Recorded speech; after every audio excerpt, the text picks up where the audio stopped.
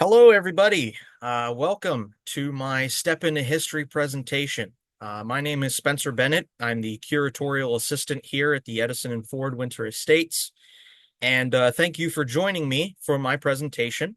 Of course, as you can see on the screen here, the subject is the life and legacy of Sir Hiram S. Maxim. S stands for Stevens, by the way, his middle name. Yeah, we're gonna go ahead and get started. Mr. Maxim, you may have heard of him if you're a bit of a history buff like me. If you have any interest, especially in World War One, but really 20th century wars in general, you may have heard of the Maxim gun. That's what he's most well known for. But he's actually a very accomplished inventor in his own right. Besides that, so we'll go ahead and get started looking into his life here. Okay. So, Hiram Maxim, uh, he was born on February 5th, 1840, in Sangerville, I believe that's how it's said, Maine. At a very young age, he took an interest in painting. He liked drawing and was interested in astronomy. He also, like Thomas Edison himself, was an avid reader and educated himself in large part. But he had more formal schooling than Thomas Edison. Now, as a young man, he apprenticed as a carriage maker, found that he actually enjoyed painting the designs on the carriages more than making them, so he became a carriage painter. And then his first industrial job was actually working in his uncle's brass workshop in Boston. So he moved there as a young man and worked for his uncle. And it's also worth noting that Mr. Maxim's brother, Hudson Maxim, was also an inventor. Hiram Maxim invented the first fully automatic machine gun. His brother Hudson worked on smokeless gunpowder. He also worked on explosives for the military. And his brother Hudson also served on the Naval Consulting Board for the United States Navy during World War One, as did Thomas Edison. So and they actually were pretty close. So Hiram Maxim, some of his early inventions were done when he was in Boston working for his uncle, and then he also moved around a little bit as a young man as well. But Boston was kind of like where he was for a while. Early inventions, he invented a hair curling iron. That was his first patent. He got that patent in the 1860s, I believe 1869. Don't quote me on that. He also invented a sprinkler system for fire suppression. He was actually consulted word had gotten out that he was kind of like a handy young man. He was very gifted, good at making devices and things. And he had read in the newspaper. He said this in his autobiography. He read in the newspaper every weekend there was another fire, another factory that burned down in Boston, and one of these factories actually consulted him, asked him for his help in fire suppression. So he developed a rudimentary fire suppression system, like a sprinkler system. The funny thing is, after he had kind of developed it, promoted it, the company said, yeah, never mind, we're not really interested. And he got a patent for it, went around Boston and possibly some other cities. He may have advertised a sprinkler system. Companies weren't interested. And so he let the patent lapse. It went back to public domain, or however you say, and wouldn't be for quite a long time that fire suppression systems, sprinkler heads would be in most buildings like we have today. So kind of head of the ball game there in the 1870s. Also invented a mousetrap of some sort. I couldn't find much information on this other than the fact that he did have a patent on a mousetrap. And then one of his most prolific of his early inventions was called a gas machine. So before electric lighting was commonplace, people got lighting from candles. They also got lighting from typically kerosene or oil lanterns. Um, Gasoline was actually not used very often before really the automobile. It was a form of crude oil product that was seen as too volatile. Um, However, Maxim thought he could use it for indoor lighting in place of kerosene. Had a lot of properties that made it beneficial. It burned cleaner, actually, I believe at least. And so he developed a gas machine which would basically take liquid gasoline, it would turn it into a vapor or a gas, pump it into your homes, and then it would go to outlets essentially, or valves on your walls. You would have lanterns on your walls, and you would just turn a valve, the gasoline vapor would come in, and then you'd light it and it would burn steadily. Nice lighting. A little bit more on the gas machine. He these are images of the gas machines. The devices you see in the top two images would actually go inside your home. Um, Now, this may sound a little bit dangerous, and Maxim clearly thought so too. The main documentation I could find on his gas machine company, which was established in 1869, was a pamphlet advertising Maxim gas machines are safe, unlike our competitors. So there may have already been a reputation that these gas machines were not safe. There were people whose houses had burned down from at the very least from Maxim's competitors making gas machines. And his pamphlet was basically dispelling myths and also saying our gas machines are made to a higher standard. We have safety features and your house will not burn down. You'll get a steady gas supply for lighting in your home. And so advertised it. You can see in that bottom image there, the gas reservoir, the tank would be buried in your yard, and then that would flow the gas into your home. The gas machine turns it into vapor, and then pipes go to your lamps. Didn't sell very well. Didn't do very well, despite his possibly being safer. And so he moved on. He then went to making gasoline lamps for locomotives, for headlights. Did okay with that. But eventually he decided to move on. Left the company. I don't know whatever happened to it. It's not around today. We know that much. And then he went to work as a draftsman, drawing up designs for shipboard steam engines. Got really good at that job. So that's what he did for a while in Boston. Then finally, he did move to New York City. And when he moved to New York City, he got into a company known as the Schuyler, I believe I'm saying that right, Schuyler Lighting Company, which made electric lights. Now, this was actually before the incandescent light bulb was invented. So Thomas Edison's well known for popularizing the incandescent light bulb. He made his practical design in 1879, got the patent approved in 1880. So if there's no light bulbs as we know them, what electric lighting are we talking about here? Well, we're talking about arc lighting. So they're actually, it's a common myth that Thomas Edison invented the light bulb. A more accurate statement would be that he developed the first practical incandescent lighting system, and first incandescent light bulb that was practical, that didn't burn out immediately, and that was safe, relatively so. Before that, we had electric lighting in the form of arc lighting, which is what you see here. So, in a sense, they are bulbs in of themselves.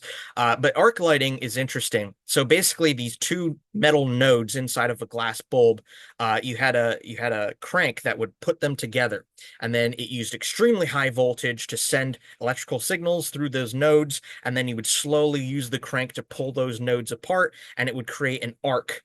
Basically a tiny little bolt of electricity between the two. And because it was so high voltage and so high power, it was extremely bright. You can see an image here on the right. This is a gentleman. I forget his name, but I saw it in a YouTube video, does restoration of old light fixtures. And he fixed this old arc light from the 1890s and actually started it up. And as you can see, it's a very bright white light. These were too harsh for people to put inside their homes, too expensive. They also were not ideal. They were used for street lights primarily. They later on would use them on film sets for good lighting. But a downside of arc lighting, it's too bright. It's too bright, and it's actually harmful to your eyesight. On film sets, when they used these for film lighting, in between takes, the actors and actresses would actually put covers like blindfolds on their eyes in between takes because their eyes were so like tired from the arc lights being on them all the time. It's also been revealed in more recent history that arc lighting produces a form of ultraviolet radiation, which can cause several illnesses and developments. So that's not ideal. And it's not safe. Installing these was dangerous. And It's not efficient. Also, an incandescent light bulb, if you look directly into an incandescent light bulb, it will hurt your eyes. It's not recommended to stare into any light bulb or any light source really directly, but the arc light was especially bad. If you stared directly into that light for more than a couple of seconds, you were risking lifelong visual damage. There were people who, especially people who installed these, that went blind pretty early on in their career because they kept looking right into the arc. So, not ideal, but it was around before the light bulb, incandescent light bulb. And that gets me into a big part of Maxim's life that a lot of people don't know. Maxim was a business rival, a competitor of Mr. Thomas Alva Edison. So, Hiram Maxim uh, actually claims that he developed the incandescent light bulb before Thomas Edison. Oh, I apologize. One more note about Maxim installing arc lighting. This is from his autobiography. I thought it was pretty funny, so I thought I'd include it. Um, Edison at that point had announced that he was getting into the electric lighting industry, but he hadn't actually developed any technology regarding the light bulb yet. But Maxim would go around installing these arc lights, and a quote from his autobiography: "Every time I put up a light, a crowd would gather asking, 'Is it Edison's?' As Edison never made a lamp up until that time, I was annoyed, and I told Schuyler the next time anyone says, 'Is it Edison's?' I would kill him on the spot." So Maxim pretty upset that people are associating Edison with the light, even though he hadn't actually done it yet. So Edison was kind of a master of public reputations. So, anyways, back to the incandescent light bulb. Maxim says that while he was working for Schuyler, that he actually tested and made an effective incandescent light bulb. However, it seems like what it sounds like is that Schuyler told him, no, we're going to focus on arc lighting, shelve that project for now. And then later, Maxim thinks, I should patent this, of course. So he goes to the patent office, actually a day before Edison's employee goes to the patent office to submit their application for the incandescent light bulb. And as it turns out, the patent office compares both designs. They think Edison has more merit to his design as the original inventor or person responsible. So they give him the patent. Maxim does not get it. Now, Thomas Edison actually read a quote that Edison believed that Maxim's design was probably just a copy of one of Edison's prototypes. Um, no way to really tell whether this is true. This is kind of just hearsay from the time period. It also could have just been, public reputation speak. Edison's talking to news press and he says, oh, he's just copying my design. Don't worry about it. So hard to say. But we do know that the patent office gave it to Thomas Edison. Nonetheless, Maxim developed a light bulb then that was different enough that it didn't infringe on Edison's patent. And we can actually see here in the top left corner, that image, the illustration there. We have three light bulbs. The one on the left is the original Edison incandescent light bulb. Then there in the middle, we have one with the M-shaped filament. That is Maxim's design. And then on the right, this is Joseph Swan's design. Joseph Swan was also an early pioneer in the electric lighting industry with the incandescent light bulb. Right around the same time that Edison came out with his, Swan came out with his design in Great Britain. And so they had some patent disputes, but Edison and Swan later on ended up amending those issues, and they actually formed a conjoint company, which was called the Ediswan Company. That's his light bulb. Also, bottom left corner there, we have another Maxim light bulb. And then we also have a photo of a Mr. Lewis Latimer. We actually have a small display in the museum talking about Mr. Latimer. And that's because in 1878, Maxim did create an electric lighting company. It was founded partially by him. It was also founded in part by a Mr. Edward Weston, who was an early pioneer in arc lighting. So he's also in the industry. They're business partners. Now, what ends up happening is that in 1880, the board of directors of the company brings in a manager from outside. He takes over, and he basically bought out Weston's part of the company. Weston leaves. He essentially goes on to other things. And so then it's renamed to the Maxim Weston Electric Company. But in that time period, Maxim had actually visited Boston, and he visited the company where he used to be a draftsman for steam engines on ships. And he meets a young African American man working as a draftsman. His name is Lewis Latimer. And Maxim talks with him, oversees his work, finds out he's very skilled, he's very well educated, and he thinks he would be a great assistant in the electric lighting company. So he hires Lewis Latimer, gives him a good job, and Mr. Latimer works. He actually shares some patents with Mr. Maxim on the process for carbonizing the filament, the glowing part in the light bulbs. Essentially, you would take what Edison used early on was bamboo fiber, but they used a number of different things: tungsten wire, platinum. Edison even experimented with horsehair and things like that. And then you would superheat it over 1,000 degrees Fahrenheit, and it would basically burn off all the molecules, all the chemicals in that fiber until there was nothing left but basically pure carbon. And Lewis Latimer was one of the pioneers of that development, shared patents with Maxim. He's also the person who comes up with the idea. He says, Mr. Maxim, we can actually mold the filament into different shapes in this process when it's superheated. Why don't we make it into an M for Maxim? That would look really good. That would be good for advertising and marketing. So Maxim liked the idea. Of course, they went with that. That's how you get the M for Maxim filament there. Now, Lewis Latimer actually is working for Maxim at the United States Electric Lighting Company at the time. And Thomas Edison was known for kind of coming along. He would find people in different companies who were working really well, give them a better business offer for employment, and they'd go over to work for him. So that's exactly what happened with Mr. Lewis Latimer. He at some point ran into Thomas Edison. Edison also, like Maxim, was impressed by his work and his intelligence, and gave him a good offer to work for him, and then worked with Edison also on light bulb filaments and many other things. So Lewis Latimer ends up working for Edison as well. Now, I mentioned the manager took over in 1880s. Maxim is actually now kind of like in a second in command position. He's not like 50% of the company. And the new manager of the company basically sends him to Europe. And what the manager says is that, Maxim, I need you to acquire patent rights in Europe.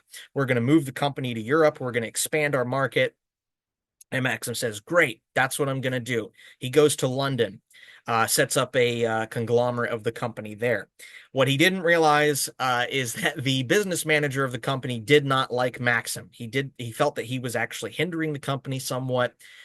I was unable to find out for what reason he felt this way, but essentially he really sent Maxim to Europe to get him out of the way. And so Maxim ends up in Europe.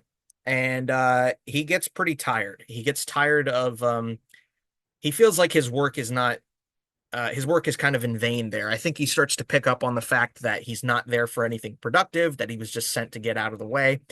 And so at some point he actually ends up selling his stock in the company and is out of the electrical lighting business. And that is when we get to the Maxim gun. So Hiram Maxim quite enjoyed the United Kingdom. He would end up immigrating there and staying there. So when he went to London, that was in 1881. He ended up staying there, never returned to the company. And he went around to different conventions trying to acquire patent rights, try to learn about European electric markets. And in 1882, he goes to Vienna, Austria, for a kind of inventors convention. And we have a quote here from Mr. Maxim. He says, in 1882, I was in Vienna where I met an American who I had known in the States. He said, hang up your chemistry and electricity. If you want to make a pile of money, invent something that will enable these Europeans to cut each other's throats with greater facility. In so many words, he's saying, go into the weapons design industry. You'll make a bunch of money.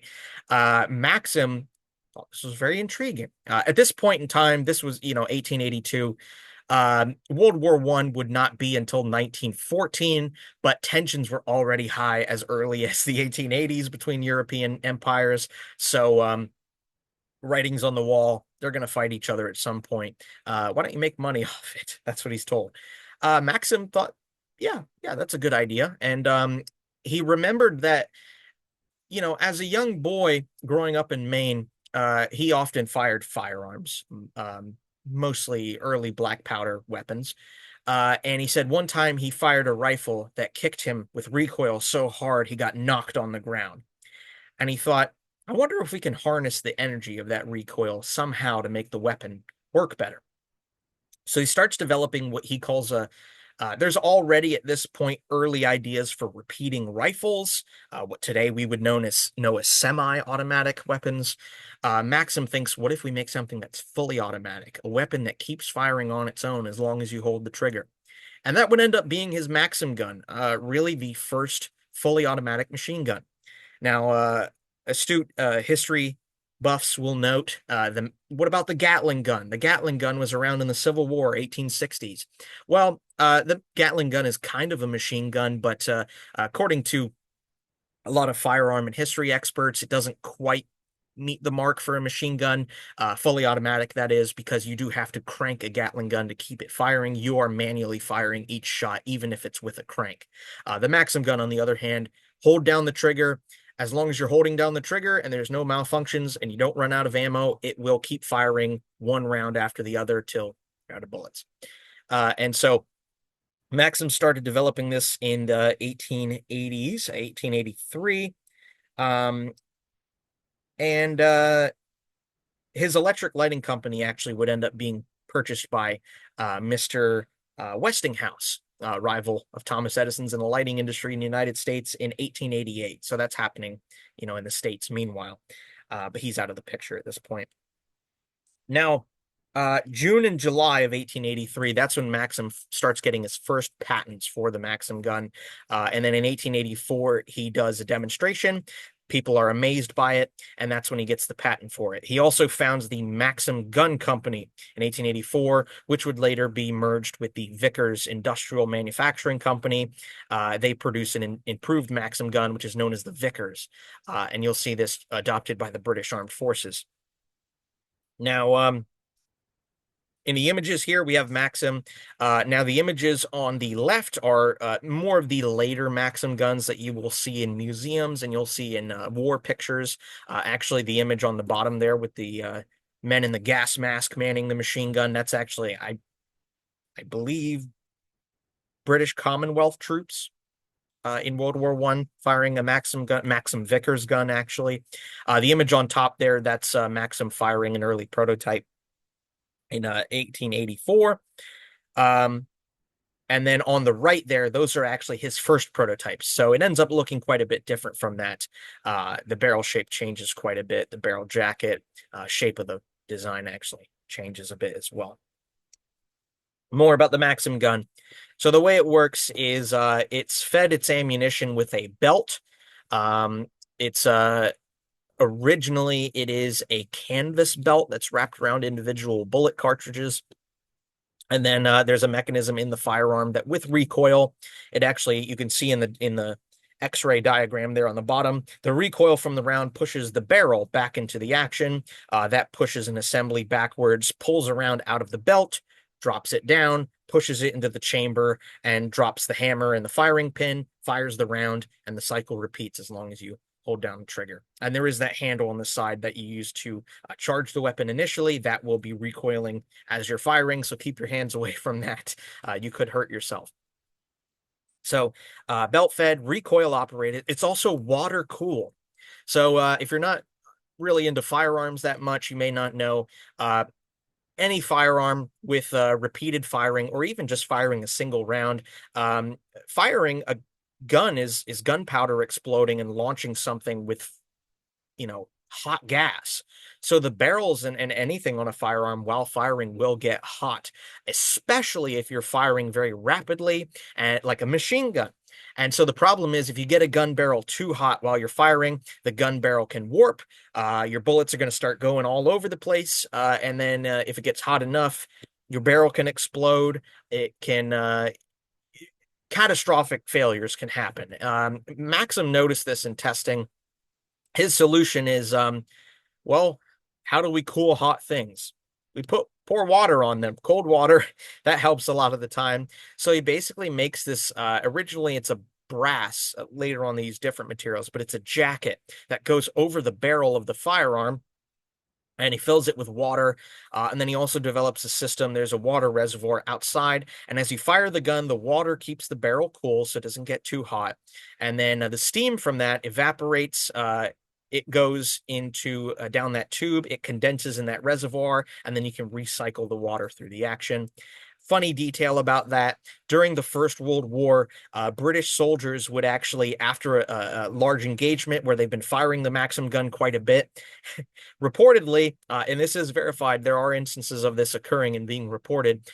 They would actually take the boiling water out of the jacket of the Maxim gun, and they would pour themselves cups of tea to relax after a long firefight. So that's pretty interesting.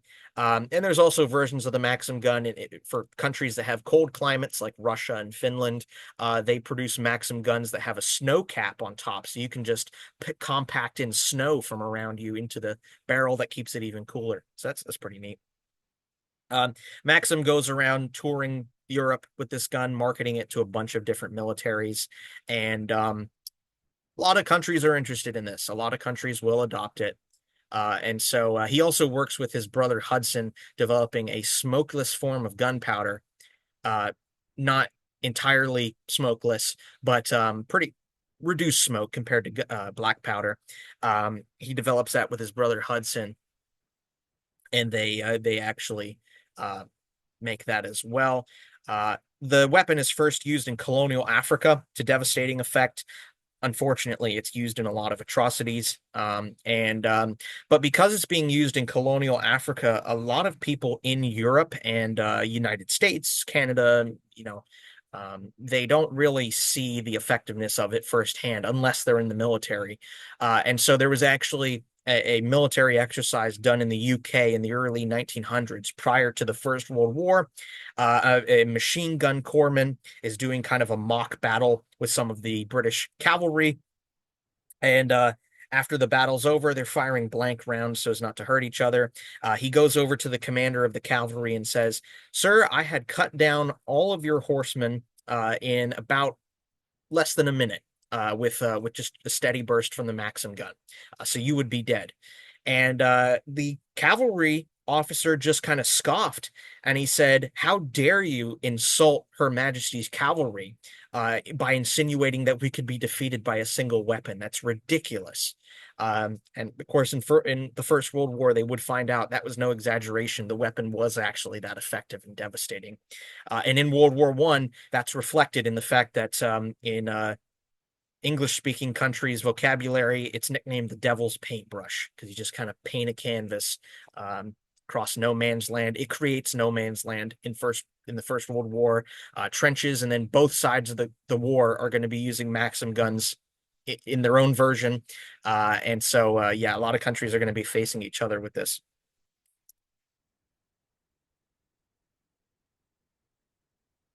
There we go. So, like I said, a lot of countries adopt it. We see here images of the Russian Empire, the United States of America. China would end up adopting it. The German Empire adopts it. Austria-Hungary adopts it. And then also on the bottom there, I've included the 37 millimeter pom-pom gun, as it's colloquially known, also known as the QF 1-pounder in British military service. It is a later design, 1890s, that Maxim comes up with. He takes the Maxim gun, makes it so much bigger. It goes from firing a 30 caliber bullet to firing a 37 millimeter in diameter artillery shell. And it fires it fully automatic like a machine gun. And he sells this to the British military. Other militaries would end up adopting it as well. And it's an autocannon. It's meant for firing at naval vessels. And then during World War I, with the advent of aerial warfare with airplanes and flak rounds, exploding artillery shells that explode in the air, countries found that, hey, we can shoot down airplanes with these. So you see them used for that in World War I. But the gist of this slide here is that every side of World War I is using the same design to fight each other, which is pretty interesting. It's also kind of sad in a way. After the Maxim gun, I said it's the Maxim Gun Company's purchased by Vickers. He will always tinker with firearms throughout his life, but Maxim moves on to his next quest. He wants to create an airplane, essentially, what we would call it today, as he would have called it, an aeroplane or a flying machine, something of that sort. So, um, his airplane is, I call it an airplane. That wasn't typically called that. It's called a flying machine. But in the 1890s, he's working on manned flight. The Wright brothers had not had their first flight yet. I believe that was in 1908. And so Maxim's working on this machine. Um, and this machine, as you can see in the top left corner, is huge. It's huge. It actually started as a design that was sort of a helicopter, but then it kind of pivots more towards an airplane as it's easier to develop. Like early airplanes, it's made mostly out of wood. It has a canvas, cotton canvas rudders. Has ropes and pulleys for steering. It has a metal framing, and it's powered by propellers on the back, which are powered by a large steam engine in the center, which recycles water. And it's actually naphtha, which is crude oil petroleum byproduct, or development, that's used as like the fuel to boil water, turn it into steam, turn a steam turbine, power the propellers. We see Mr. Maxim in that image there, sitting in the pilot's seat there. So he tries it, shows lots of promise. As you can see in the bottom image and kind of on the image in the top left there, it goes on railroad tracks. That's how he actually gets it to launch steadily. Um, it's kind of interesting. He shows he has a reporters to his facility, his field where he tests this, and his giant warehouse that he tests it in. He actually takes the one reporter on a test flight, so to speak. He gets it up to speed about 25 miles per hour. That's how fast it had to go to launch, lift off the rails. It goes off the rails a little bit, and then it's stopped dead in its tracks by a long, very thick cord, a rope tied to the back of it. And then they land crudely back on the tracks. And he tells the reporter, we don't want it to get lost. We don't want it to get damaged. So we're just in the testing phase. We're going to keep it tied down to the tracks so we don't lose it. But it can fly. Clearly, it lifted off the ground. And then time passes. We don't really hear anything in the news about Maxim's flying machine anymore. And what seems to have happened is he kind of gave up on it. Or he didn't give up, so to speak, but he got sidetracked. He moved on to other things.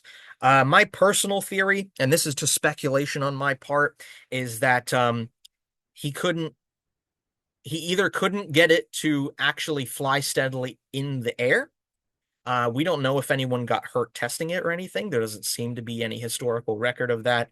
But for one reason or another, he pivoted away from the project. Uh, it's proof of concept, though. Clearly, manned flight is possible if you do it right.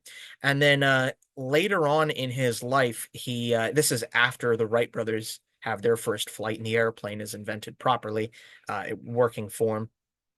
He actually writes in his autobiography, which was written in 1916, that he thinks he could have gotten it to work if he used a more efficient gasoline engine, which was developed later, as opposed to steam powered. It's too heavy, wouldn't have really stayed calm or steady in the air. But we'll never know.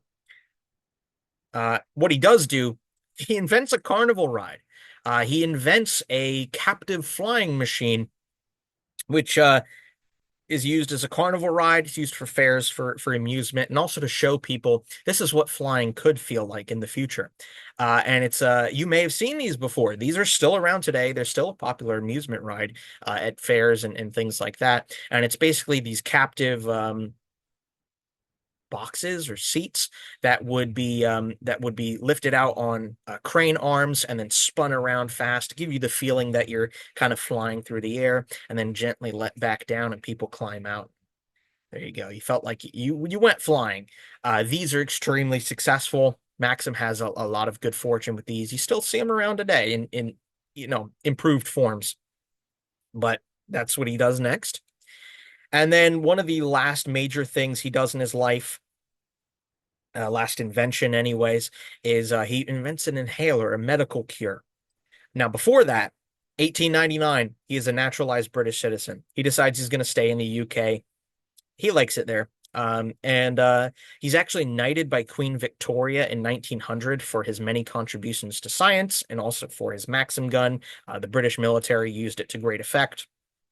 He's nominated and like officially declared a sir by Queen Victoria, but Queen Victoria actually dies in, I believe, January of 1901. And so before his ceremony is actually done, where she has the sword and places it on his shoulders, and so instead he is knighted in the ceremony by King Edward, who succeeded her. But anyways, he's knighted, so he is Sir Hiram Maxim. He also got a number of medals from the French army, or French government, I should say, and several other companies. He had a total of 122 United States patents and a total of 149 patents in the United Kingdom of Great Britain, and so has 271 patents total in his life. And then his last invention, it's a vapor inhaler. He had a lot of breathing issues throughout his life, much like Thomas Edison had a lot of health problems, and he had severe bronchitis and coughing fits later in his life. So he developed essentially a glass pipe, but instead of using not chewing tobacco or anything like that in it, you would actually pour his proprietary mix of essential oils, and it also had things like menthol in it, pine oil, pine tree sap oil, that was used in heavy effect in there. There was one that you actually lit and heated up and inhaled the vapor. There was another one you just kind of just inhaled the vapor calmly like an inhaler. And he said it really helped him with his bronchitis. So he started marketing this as a remedy. As you can actually see by the advertisement up top there, it's advertised for winter cough, bronchial and throat affections, colds in the head, asthma, and all lung troubles, cured by direct inhalation. So it's advertised for a lot of things. He calls it the pipe of peace. He's known for inventing a killing machine, and so he's trying to pivot his public image. I can help people too. I can help with medical problems, help prevent suffering. Um, he has a lot of critics that will say, Maxim, you're the machine gun man. Why are you making medical devices? What do you even know about medicine? Some people call him a quack. Quackery is the process of claiming you have medical expertise or claiming a drug or a medicine that is a miracle cure when it's actually probably more of a snake oil kind of thing. If you're familiar with United States Western frontier history, he's very bitter about this.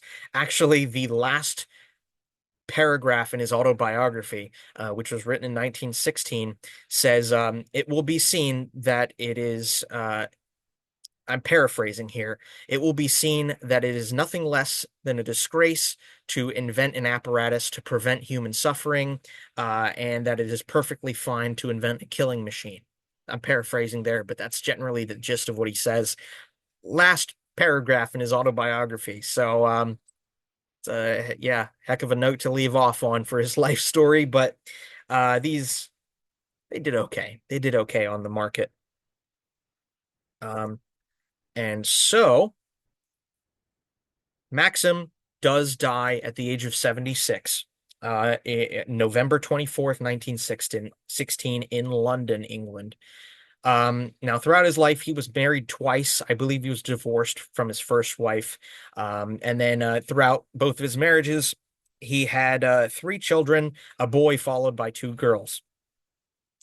Hiram Maxim changes the warfare, first and foremost, and as a result, changes the world. Without the Maxim gun, without the machine gun, the world would look very different today. Warfare would not be as deadly. He actually had the idea that by inventing this machine gun, that one gun can do the work of 100 riflemen. Less people will have to be in battlefields fighting each other, and as a result, less people are going to die. Turns out more people would actually die as a result because the militaries don't work that way. They're still going to send as many men as they can effectively, and now they can be, even more effective, which is kind of unfortunate that there's a lot more, but that's human history. Now, his controversial legacy as a result, his numerous inventions in a lot of different industries, medicine, electricity, uh, mouse traps, the Maxim gun, all sorts of things. His son, Hiram Percy Maxim, uh, that's the gentleman in the bottom image there with the mustache and the taller hair. He also would be an inventor. Uh, Hiram Jr. noticed that his father was severely deaf towards the later parts of his life because he had been doing so much testing with firearms and firing this machine gun. This is the 1880s. The people don't use hearing protection. They don't use earmuffs, not really. And so all that hearing damage accumulates. He's basically deaf by the end of his life. Hiram Jr. thinks, I wonder if there's a way that we can quiet firearms so that people don't hurt their hearing so much. And he ends up looking into this. He creates what's essentially a tube that attaches to the end of the barrel of any firearm with a lot of baffles inside to slow down the exiting gases, which create a loud popping noise, which is the bang of the firearm.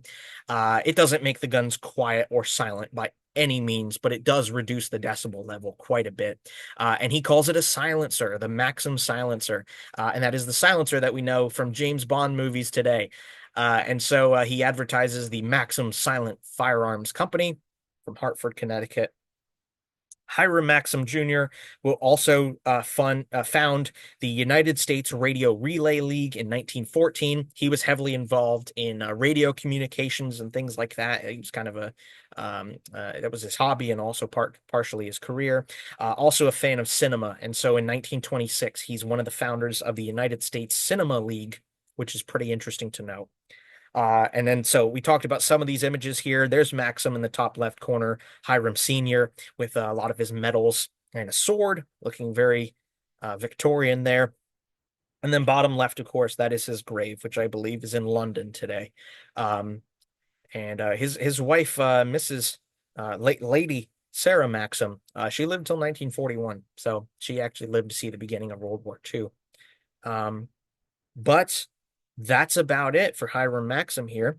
Although I did want to include these images here.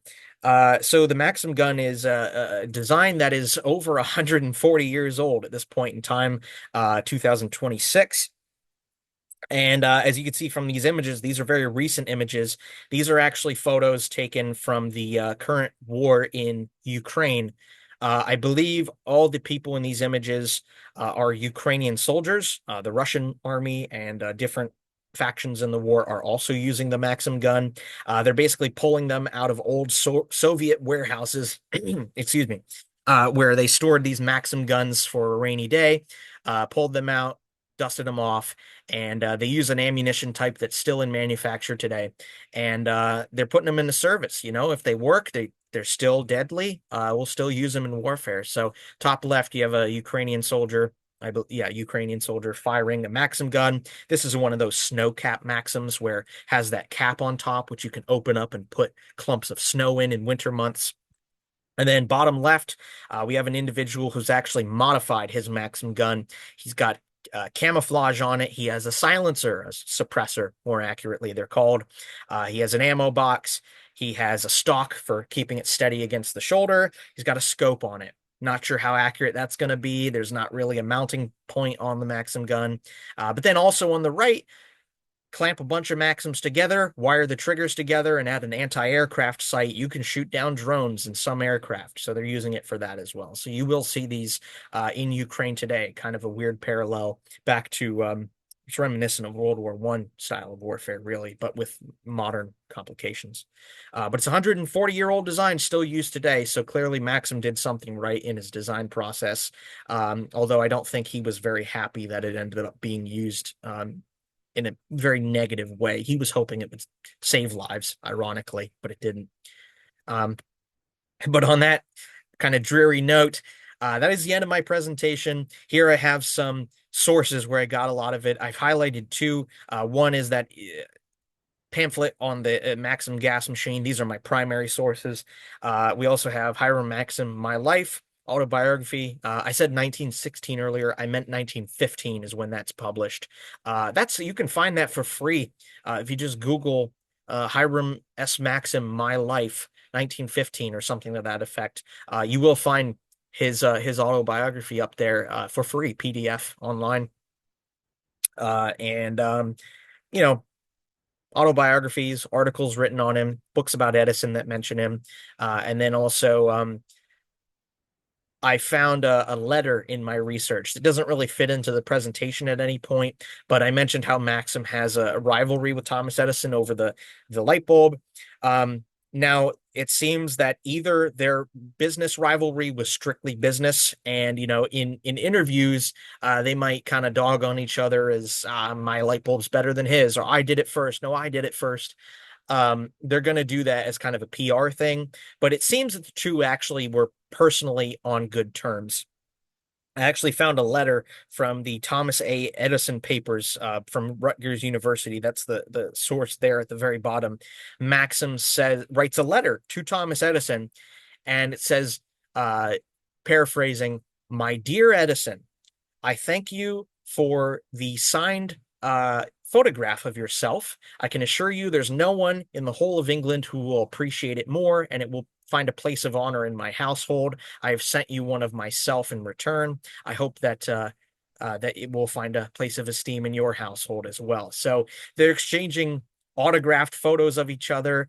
He's talking very fondly of Edison. So I don't think they were necessarily really enemies by any stretch of the imagination. They're just business competitors, and business is business. And then, like I said, Hudson, Hiram Maxim's brother, he works directly with Edison on the Naval Consulting Board during World War I, helping the United States Navy to modernize. So there's a family connection there too. But without further ado, I thank you very much for joining me for my Step into History presentation, and hope you have a wonderful rest of your day, and take care, everyone. So thank you.